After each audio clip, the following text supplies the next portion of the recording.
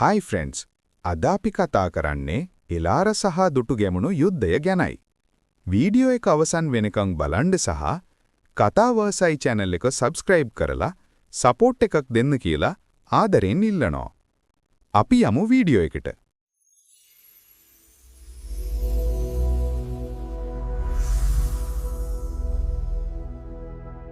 බොහෝ කලකට පෙර ලක්දිව බෙදී පැවතුණි. එලාර රජු උතුර පාලනය කළ අතර දුටුගැමුණු කුමරු දේශය එක්සත් කිරීමේ සිහිනයක් දුටුවේය. රන්වන් බුද්ධ ප්‍රතිමාව ඉදිදියේ දුටුගැමුණු කුමරු දේශයේ එකමුතුකම සහ ධාර්මිකත්වය නැවත ස්ථාපිත කිරීමට දිවුරා සිටියේය. විහාරස්ථානයේ ආශිර්වාදය ඇතිව දුටුගැමුණු කුමරු එලාරගේ බලවත් සේනාවට එරෙහිව සටන් වැදීමට සිය හමුදාව එක්රැස් කළේය.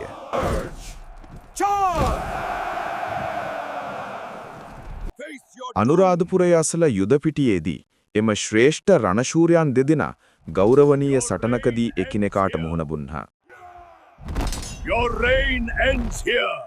දීර්ඝ හා නිර්භීත ද්වන්ද සටනකින් පසු එලාර රජු බිම වැටුණි. ඔහුගේ නිර්භීතකම සහ ධාර්මිකත්වය වෙනුවෙන් තම ප්‍රතිවාදියාගෙන් පවා ගෞරවයට පාත්‍ර විය.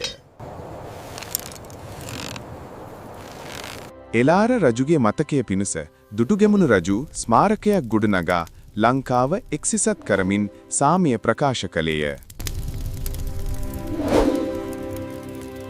මෙලෙසින් දුටුගැමුණු සහ එලාර කතා පුවත පරම්පරා ගණනාවක් පුරා දෝංකාර දෙන ධෛර්ය, ගෞරවය සහ එකමුතුකම පිළිබඳ කතාවක් බවට පත්විය.